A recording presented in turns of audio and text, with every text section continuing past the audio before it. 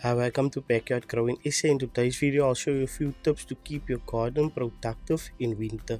Let's get to it. Okay, so first up, we're gonna start with is focusing on plants that do well in winter, like cool shaded veg and herbs. They prefer lower temperatures. So I'll link up here what you can grow in June, and I'll link up a video as well of what plants can survive in shaded areas. The next one, to maximize your sunlight.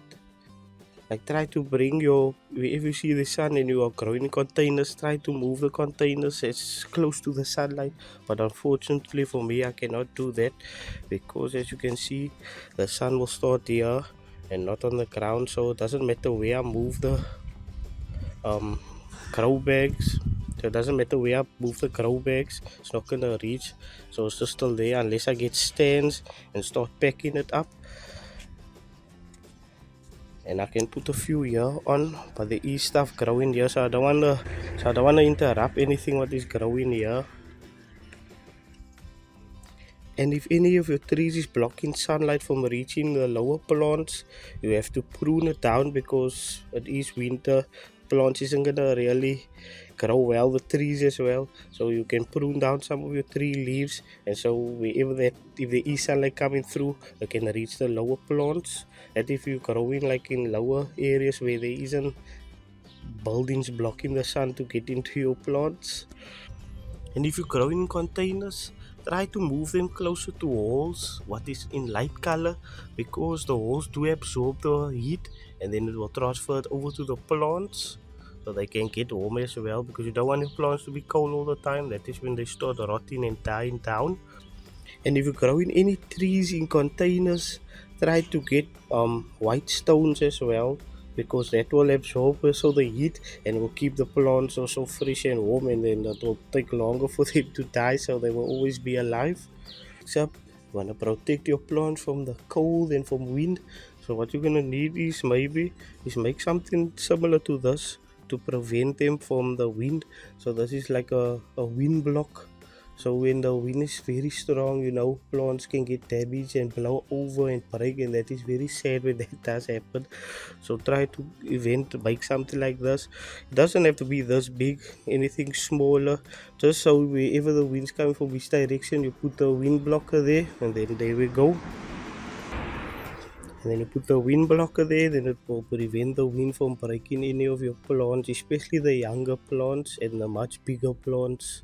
Like for example, your brassicas, that nice thick stems that is like woody, that is very easy to break when strong winds are coming, because obviously you can pull this easily off here with your hands. So imagine what strong winds can do. And with your celery, because celery is thick, it can also break very easily. And to protect your small seedlings, the young seedlings, if you have a greenhouse, that is even much better. You just leave them in there.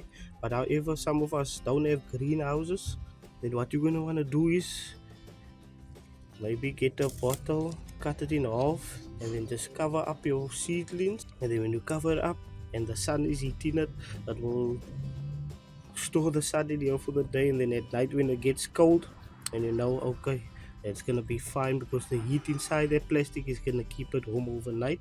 You can either use bottles if you have, or if you go to a function and everyone is using plastic cups, maybe try to collect them all and then you take them home, and then you got another mini greenhouse. And if you don't have any of that, I'm sure you saw all gardeners, so everyone will have at least garden buckets. So you just take one of your containers and pop them on, and this will absorb all the sun, and it will absorb the sun and keep it warm for overnight. So check what's the weather for at night, and then if you need to put on top or what. But I prefer in winter you do it every day just to keep them up.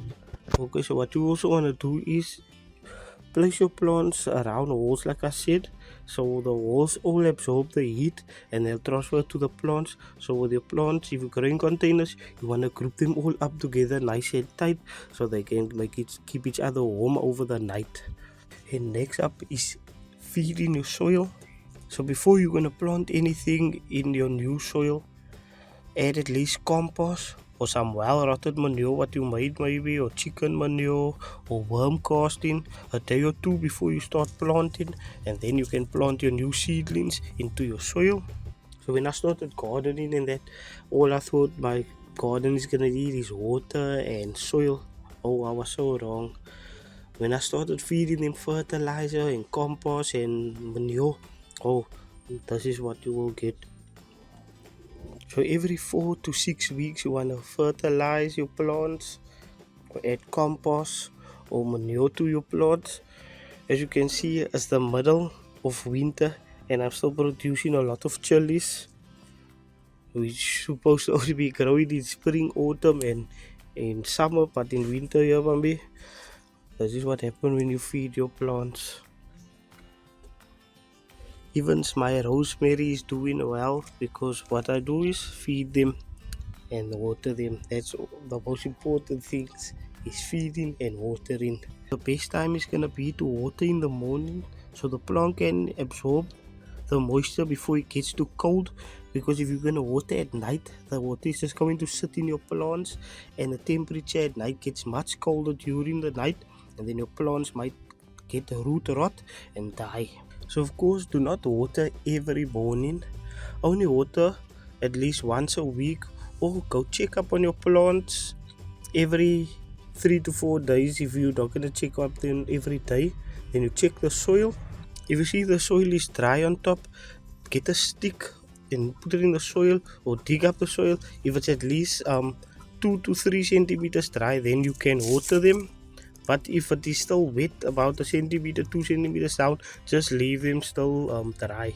Do not water them because there is still a lot of moisture at the bottom of the ground. And if you're living in Cape Town, you know it's been raining almost every other day. So I'm pretty sure you don't have to water your plants, because the last time I watered my plants was in May. And I didn't water again after that because, as you can see, the soil is still moisture. There's no need for me to water any of my plants. Like you can see by my garlic and my rosemary, it looks dry. But once I lift the soil up, it's still moist. So there's also no need to water here because the water is right down there, so it's still wet, so there's no need for any watering now. And last is mulch. So mulch is very important in winter, especially if you're going to put your plants in containers. So once you put your plants in containers and you put down your mulch, it will keep in a lot of the heat when it is hot days. So the best mulch is to get is probably straw and wood chips, because with the mulch, with the wood chips and the straw, it does retain heat very well. So on the colder nights, the plants won't get as cold and won't die down.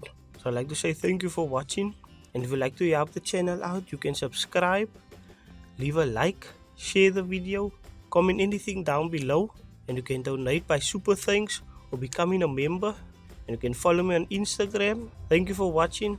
Backyard out.